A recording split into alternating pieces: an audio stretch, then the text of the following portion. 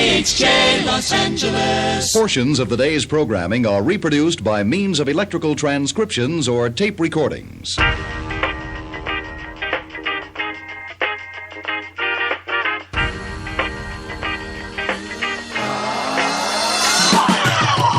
Hello, ladies and gentlemen, and welcome to a special edition here on 87 Sports Fans Radio. It's the FantasyGreek.com's Week 9 starts and sits in 30 minutes. I'm Keith Grieve from 87 Sports Fans, joined by Jim Saranteas, the Fantasy Greek. How are you doing, sir?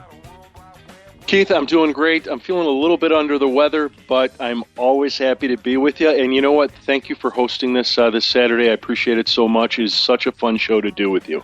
Well, we try to scratch each other's back figuratively, of course, because literally it's just a disturbing image. Now, Steve's not mad at us. I hope he doesn't, think he's probably killing his own brain cells as we speak right now.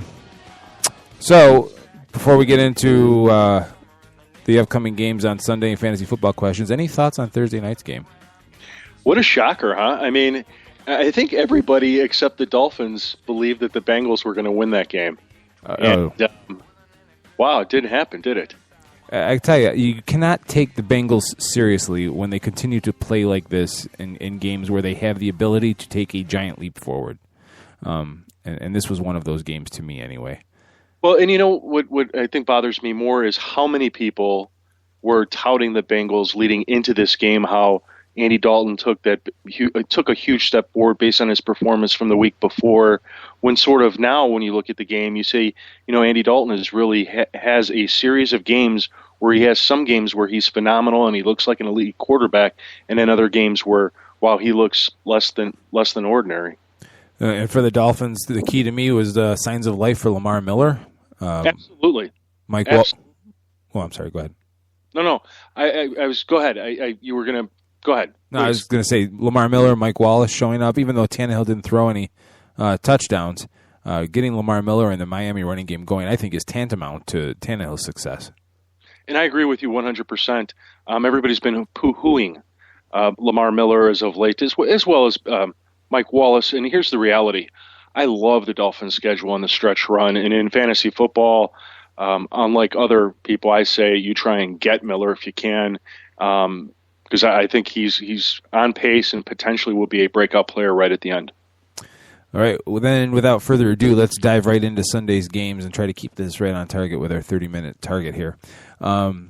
First game up on the schedule, that I have anyway, is the Kansas City Chiefs traveling to the Buffalo Bills. E.J. Manuel still out for this game. C.J. Spiller, there's some question marks about him. Kansas City's defense looked pretty, well, I don't want to say pedestrian, but they definitely didn't look superhuman last week. What's your insight into this game?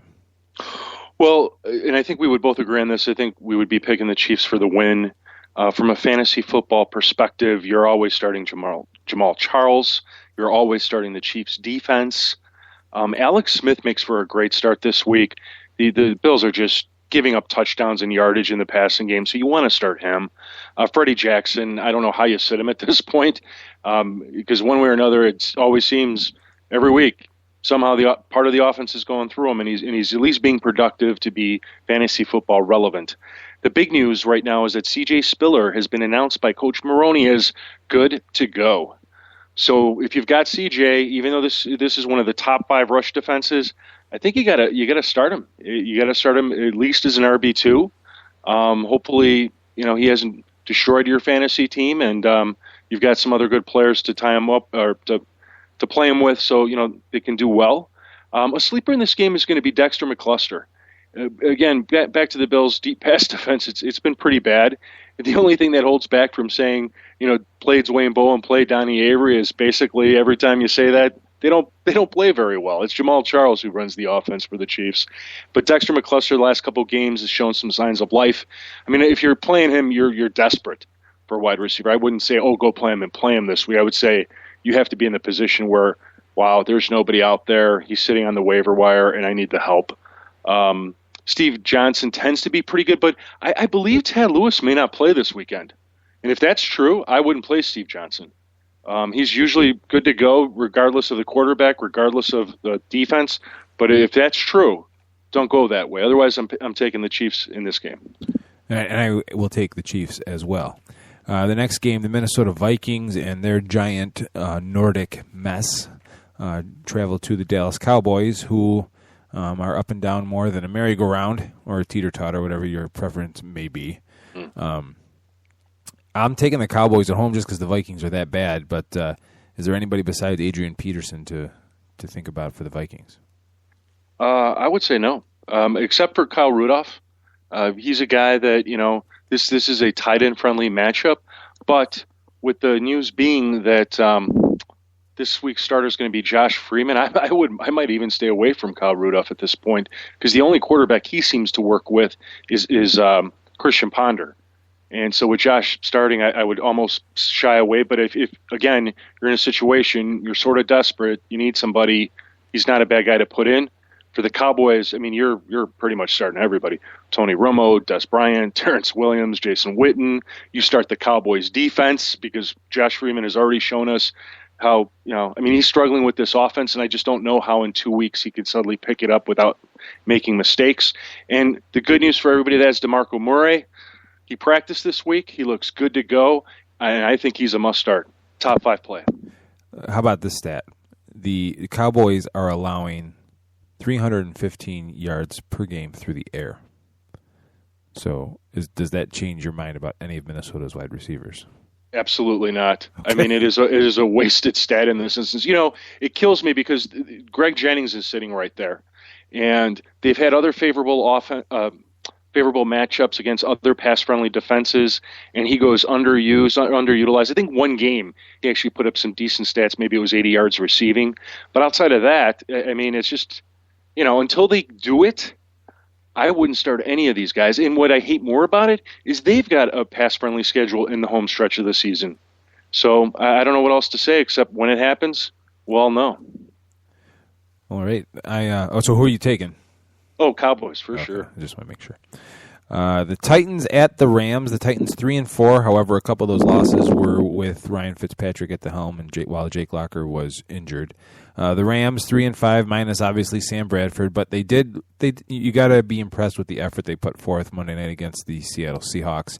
I am actually picking the Titans on the road in this game. And, I am too. I think I agree with you. I think what they did with the Seahawks was absolutely impressive. I think the line in Vegas was 13.5, and they beat that, and I was stunned. I was more stunned by how the Seahawks couldn't really get Marshawn Lynch going in the rushing game. I was stunned sort of at some of the inadequacies, for lack of a better word, we saw in the Seahawks. But I don't see that this week with the Titans. I mean, they had a bye week. And there's only so much you can ask from this Rams defense. Kellen Clemens is not the answer. Prior to last week's game, he hadn't started a football game since 2011, and back then he started the last 3 weeks of the season, and I think he threw a total of 2 touchdowns in 3 games, and so that's clearly not impressive. I like Chris Johnson. I think you got to start him. The Rams prior to last week, just bleeding yards to the running back position and scores, so he makes for a good start. You start the Titans defense, of course, against Kellen Clemens. Then, players you can look to. Zach Stacy is a guy that you can get in your lineups. He was a little nicked up after the last week, but apparently he's looking good to go. And if that's the case, the Titans do struggle in their rush defense a little bit. So, and Zach actually was impressive last week against the Seahawks because they're top 5 against the rush, and he just, I forget what he had. I think he had a 100-yard stat line, so I wouldn't be too concerned about him. Jake Locker makes for a play. Russell Wilson wasn't very impressive, but you and I have talked about Jake before. Boy, the guy's just making plays this year, and until, he trips up and falls face first due to any other reason but an injury, I'm behind him, and I think he makes for a good play. The Rams, I suppose you could play them, their defense, but, when I'm picking one to blow out the other, not blow out, but to beat the other, it's hard for me to then look at the second defense unless I'm absolutely desperate. Outside of that, I don't like anybody else. I think the wide receivers, it's just a wasteland of fantasy points. You can never really figure out who from the Rams, who from the Titans is going to be the player to step up and have a great game, so I just avoid them all. All right, and who's your pick? My pick, clearly the Titans. Okay. I think if on Wednesday night's show, it was only Steve was the one that's sticking by the Rams in this one. Yeah, God bless him. Well, he is winning, so our little competition, so can't take too much away from him. So we won't talk behind his back too much more. He'll listen, I'm sure, eventually. The Saints travel to the Jets. The Saints 6-1, 2-1 on the road. The Jets 4-4, 3-1 at home. As valiant as the Jets' season has been with a rookie quarterback in Geno Smith at the helm, and as good as they have looked at times, defensively especially, God, did they put up a stinker against the Bengals last week. I just don't know what to expect from this team anymore. And the Saints are the Saints on offense, and their defense has been is what really impressed me like everybody else this year. I like the Saints in this game on the road. Yeah, I mean, who doesn't? You pointed it out. You're just not sure what you're getting from the Jets. They clearly have a good defense, and it's their offense that sort of is on a roller coaster ride, up and down, up and down. So in fantasy, you're starting Drew Brees, of course. There's been a report that Marcus Colston, I believe he's questionable for this game, and there's some indications that there's a possibility he doesn't play. And if that's the case, well, first of all, I like Kenny Stills in this game. He's one of my top 5 plays. I think if you have him, you get him in as a wide receiver 2 or wide receiver 3 this week because Drew is going to throw all day on these Jets. And if Colston does not play, wow, Kenny Stills is going to get a bump in value, so is Lance Moore. There'll be some other opportunities for you. In the Saints defense, you obviously start them. They're one of the biggest surprises, if not the surprise. I would say the surprise is the Chiefs. But the Saints are definitely up there, and you start them. Players I kind of don't like. One of them is Darren Sproles, and here's why. Boy, the last few weeks he's not getting any touches, and I'm really kind of stunned, and I can't quite explain it because Pierre Thomas is actually getting a boatload of touches. The Jets have the number 1 rush defense, or not number 1, top 5, let's say, and I think it makes for a tough play. Pierre Thomas might even be a little bit of a better play, especially in PPR leagues because of the number of touches he's getting. But outside of that, I could see why people are having a hard time, especially with Sproles. At best, he's a flex right now. And maybe he's a guy that you kind of say, if you can live without him, get him on your bench until we figure out what's going on over there. Otherwise, if you have to play him, you play him. And outside of that, everybody else, we've got to talk about Jimmy Graham. Jimmy Graham last week, people who started him with his injury was so lucky that he scored the 2 DDs on limited playing time. The story is they're going to try and get him a little bit more playing time this week. He's feeling okay. But, if you want to do the research on the torn plantar fasciitis, you can go ahead and do it. But until that thing rips through, he's going to be in pain. And even if it does rip through, you just never know sort of what the result of that is going to be. Some people are fine, but eventually it changes the anatomy of your foot, and it could cause problems down the road. But if you got him and he's active, I think you got to go with him. Outside of that, I don't like anybody else. I don't like Chris Ivory. I don't like Bilal Powell. We started seeing Chris Ivory come on strong, and then suddenly he disappeared, and Bilal Powell got the carries. Well, we're not going to mess around with that, and we're not going to recommend those guys. And until Geno Smith comes through, even Jeremy Curley right now, if you pick them up because he was looking good, I think you got to get him on your bench. So at the end of the day, I'm taking the Saints, and Drew Brees is probably the best fantasy play along with the Saints defense in this game. Alrighty. Chargers travel to Washington, 4-3 for the Chargers so far this year, 2-2 on the road. The Redskins started off horribly slow, maintaining a 2-5 record in that incredibly weak NFC East this year, 1-2 at home. Looking at the numbers here, and just I like the season that Phillip Rivers is having, and not just because he's my fantasy quarterback this week.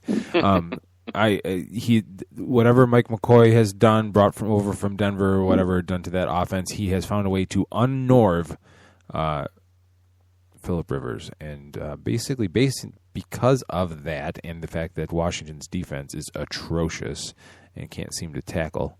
They tackle like Manti Te'o in the championship game last year, who was ironically on the Chargers. But I am taking the Chargers anyway on the road. I am too. I always get concerned about these games of West Coast teams going to East Coast teams, but the Chargers allayed my fears when they did that with Jacksonville and won that game pretty handily. You got to love Phillip Rivers. You got to love Ryan Matthews this week against one of the worst rush defenses in the league. Keenan Allen, surprise rookie of the year potentially next to Eddie Lacy, Antonio Gates. And, if you got Robert Griffin III, you got to roll with him this week. I mean, the pass defense isn't very good for the Chargers, so Pierre Garçon has to be a start. The one guy to watch out for, and I think if you have him like I do on one or two teams, you have to play him, is Alfred Morris. But the Chargers, and I think this is because most teams, when they fall behind, they turn to the passing game. Running backs don't do very well against them. But if you have them, I think you got to roll with them. And if the Redskins are smart, you want to play. You want to improve your rushing attack when your passing game is struggling, and he's the key to this. We saw a little bit of that last week. I'm not scared starting the Chargers this week. They're a low-end defensive unit only because Robert Griffin III is forcing the ball, and he's creating turnovers, and turnovers lead to touchdowns on the defensive side. So if you're desperate for a unit, there's one you can look at. And Jordan Reed, this guy is athletic. He's good. I mean, I think he's in line for another 100-yard game. So if you got him, play him. I'm taking the Chargers. All righty.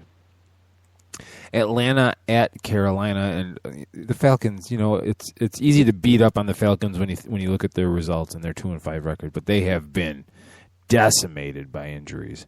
And give Matt Ryan credit for the season that he's having, with having virtually nobody to throw to.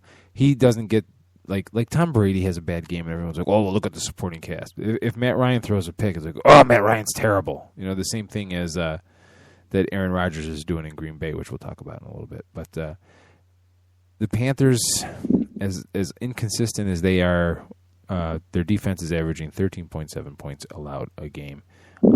That defense can play. Cam Newton can play. It depends on which Newton we'll see. It's not always his fault, but quarterback being the most important position on the field, obviously, all eyes are on him. He's thrown for 1,500 yards already and 12 TDs. I'm picking the Panthers at home. I don't think there's a way that they lose this game.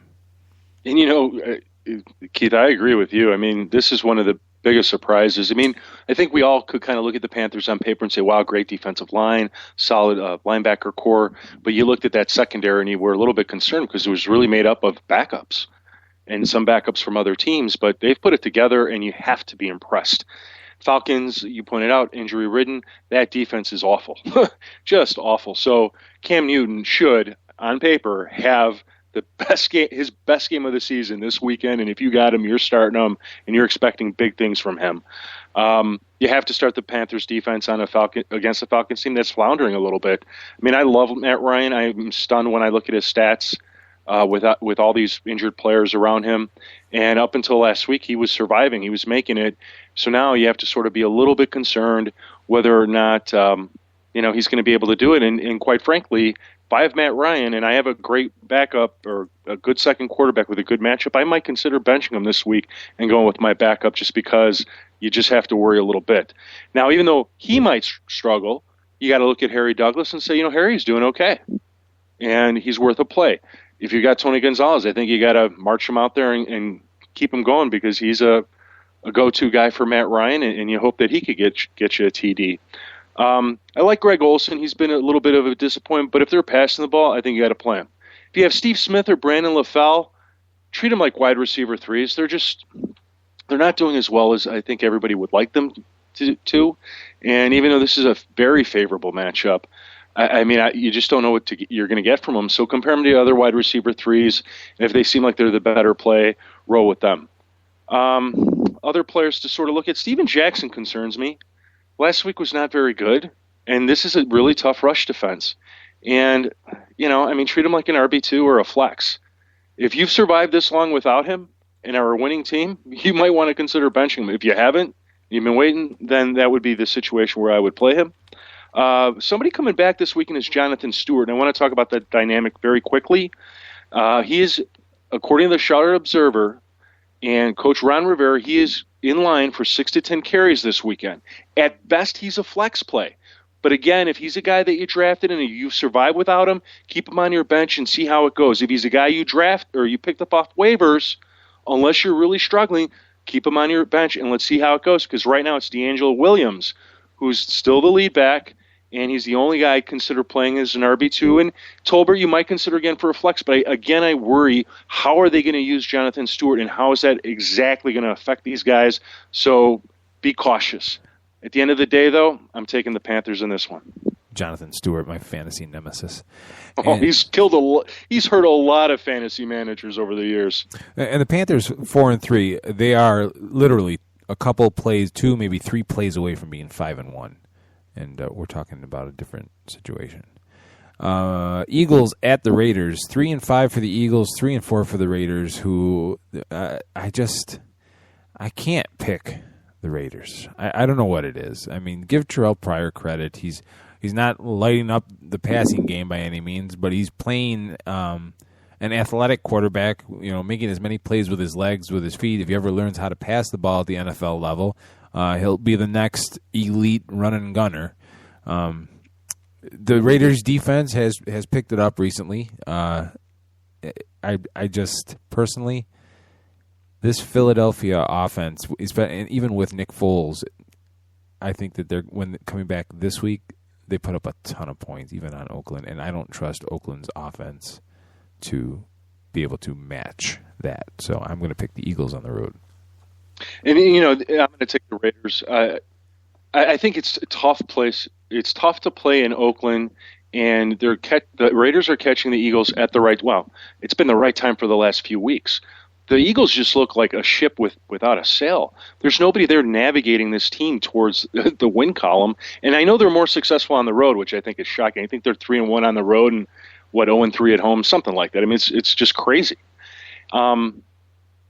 So, that's how I feel about the game. I think you've got to stick with your fantasy starters. So, LaShawn McCoy, Deshaun Jackson, Derek McFadden, I think this is a great game for him. I love the Raiders' defense here. Nick Foles can't be feeling good after the way he was. He looked awful in that game against Dallas. That was a complete shocker. So I like the Raiders' defense. I like Terrell Pryor. The Eagles' defense has not been good, even though it's improved. And Terrell Pryor is just doing enough to make him relevant. And if you are strapped, looking around going, I need a bye-week quarterback, he's one of the guys that I like, and I like Denarius Moore. This pass defense is one of their weakness. What was it, 2 weeks ago against the Chiefs? If you saw that under route, he ran, caught the ball, and he just blasted up the field for a touchdown. This is just a game that sits really well for him. And obviously Nick Foles, I wouldn't play him until somehow he shows he's got some confidence and can lead this team again, and I'm taking the Raiders. All right, next up on the docket, the Tampa Bay Buccaneers travel to the Seattle Seahawks. And if Greg Schiano, if you're listening, hold on. Here's your little theme music here, because you are in the danger zone, my friend. I don't think there's any way Schiano comes back after this gigantic, cataclysmic cliff of a season. Seahawks at home, it's a no-brainer. I'm picking the Seahawks. Absolutely. And, from a fantasy perspective, we can knock this out pretty quick. Obviously, you start the Seahawks defense. You start Marshawn Lynch. Last week, I think, was just a freaky, forget it. Seahawks coaches, what are you doing? Give your best offensive player the ball as often as you can. Start Russell Wilson. That Buccaneers pass defense, even though at the beginning of the season on paper it looks awesome, it is slowly falling apart. And the only Buccaneer to consider playing, and I think you almost have to, because he's so matchup proof, is Vincent Jackson. Otherwise, sit everybody else. Alrighty, and there you have it. Shit everybody else. Sit everybody else. AFC North foes clash. A little headbanging football here. The Baltimore Ravens travel to the Cleveland Browns. The Browns, who started the season with Brandon Weeden at quarterback, and then Brian Hoyer comes in, plays a couple games, and he's lost, and they go back to Weeden, and then they kind of trip, stumble, and fall into an outstanding performance by Jason Campbell last week. I personally do not believe that he'll be as good this week, but I like the Browns at home in this game. The Ravens are not last year's. They are not the Super Bowl team you remember. I'm picking the Browns at home. Yeah, and this is one of the ones that we disagreed on this week, but I also think it's a game that, it's the one I have the least confidence on. I'm taking the Ravens on the road coming out of their bye week. I think we're going to see a Ravens team that the one thing that they have not done well, and quite frankly, I think they have not really tried to establish, is a running game, and I think we're going to see a huge dose of Ray Rice. He's a must-start this week. You have to play your regular fantasy guys like Torrey Smith, as a wide receiver 2 or 3, Josh Gordon, Jordan Cameron, both guys that produce regardless of who seems to be under center for the Browns.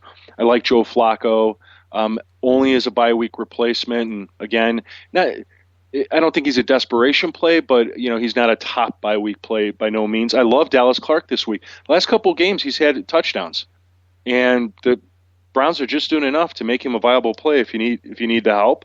In terms of the defenses, I'm avoiding them both. Something about this game doesn't seem right. It doesn't seem like you can look at one team and say, for sure, this is going to happen. For sure, the defenses are going to be sort of the difference makers. And Jason Campbell, I think you can start him if you have to. He did enough last week to make me say, you know what, maybe he's not the same Jason Campbell when he was the backup for the Bears. And outside of that, I'll take the Ravens on the road and tell you that I'm not sure about that. Let's move on. Okay. The Steelers at the Patriots. Obviously, this is not your father's Steelers team either. 2-5. They looked like a mess offensively. Can't run the ball. They're only averaging 69 yards a game on the ground, which is just in the NFL. That's just simply not going to get it done. There's just no way.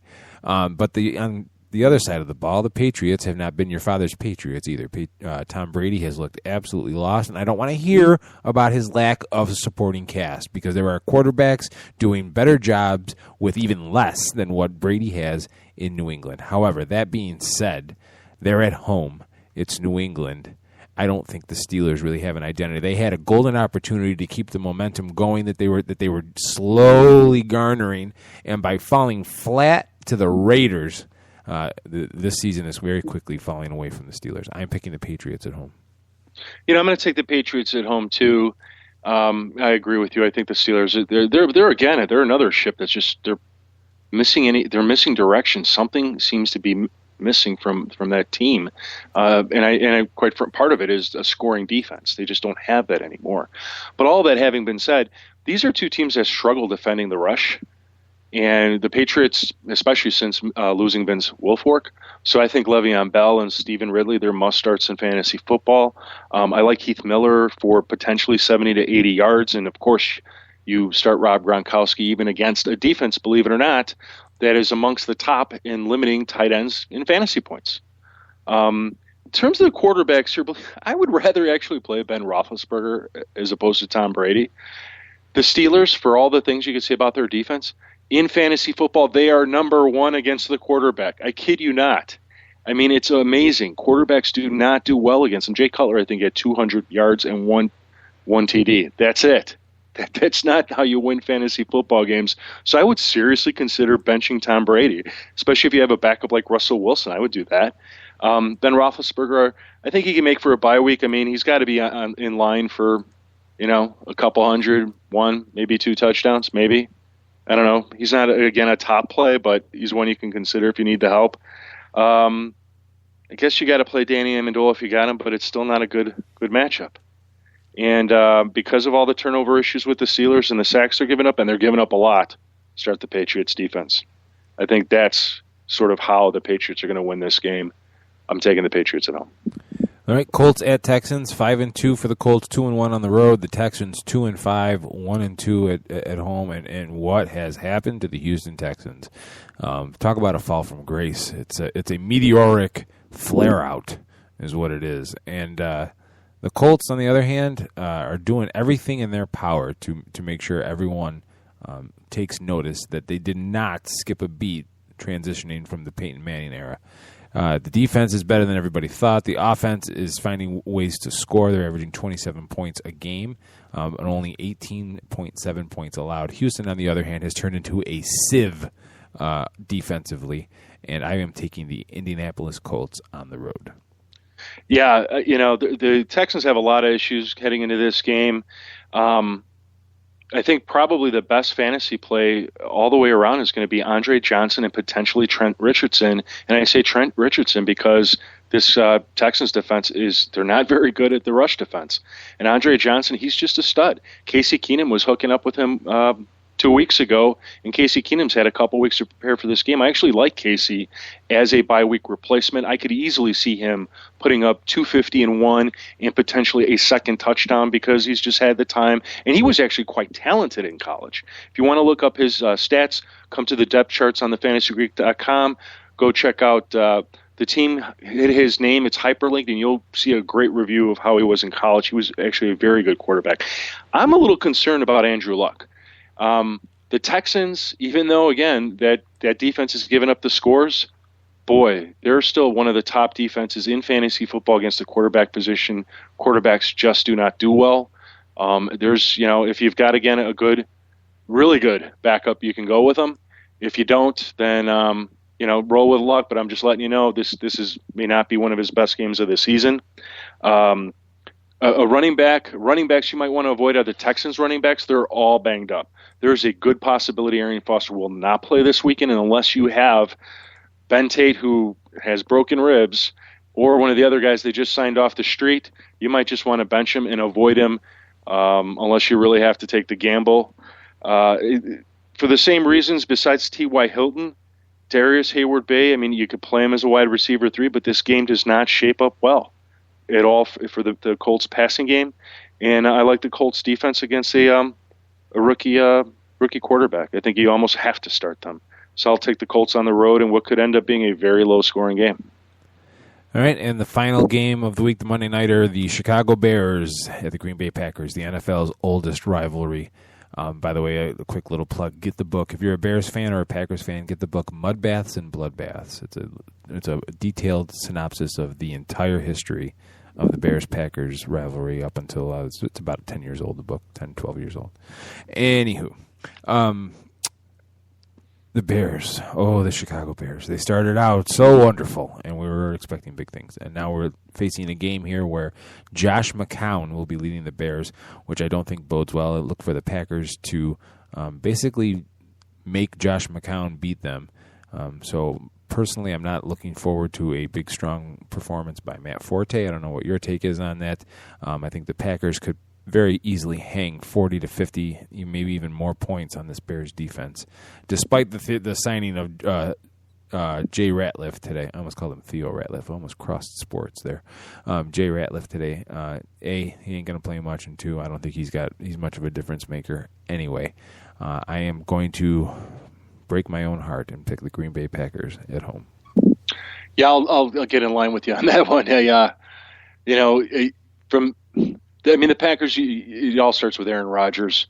He's the man. He's got a great offense around him, and he's going to make them work, and he's going to make it work against the Bears, who are struggling. Their defense is hurt. It's banged up. They're missing a couple of their top linebackers, so they're going to have a couple rookies in the game. So you start Aaron Rodgers, you start Jared Boykin, I don't know that James Jones is playing, and if you have him, I suppose you can't take the chance on him unless you have Jared Boykin for some reason. So what are we left with? We've got Jordy Nelson. You obviously start him, even though Peanut Tillman, he's due to play. And hopefully he can stick him if you're a Bears fan. If he can't, though, I think Jordy's still going to make some noise. This is a great game for the Packers rushing attack, so Eddie Lacy is a must-start. Because it's Josh McCown, you're starting the Packers defense. Josh did a good job against the Redskins, but we talked about them. They're not a very good D. I think he threw for 201. So, if he could stay error-free and not turn over the ball, I suppose Josh could make some noise, but nobody's going to take the risk on that, and don't you dare play him in fantasy football. I think you have to start Matt Forte because he is a playmaker. Keep your expectations tempered. I think you have to start Brandon Marshall for that same reason. This is a great matchup for Martellus Bennett. They give up roughly 80 yards to the position per week and a potential touchdown. So, this is a game of discovery. If you're a person watching this game, whether you're a football fan, a fantasy manager, a Bears fan, or a Packers fan, we're about to see, what the Bears are really made of, what that coaching staff is really made of. And, while there could be a surprise, I don't think there will be. I think the biggest surprise, if the Bears can hang with the Packers, that would be absolutely impressive. But in any case, I hate to say it, I have to take the Packers too in this one. All right, well, there you have it, ladies and gentlemen. Week 9 starts and sits out of the mouth of the Fantasy Greek. For Jim Saranteas from thefantasygreek.com, follow him on Twitter at thefantasygreek. I am Keith Grieve from 87sportsfans.com. Listen to us Wednesday night at 10 p.m. Eastern Time for 87 Live, the official radio show of 87sportsfans.com. Have a good week, everyone.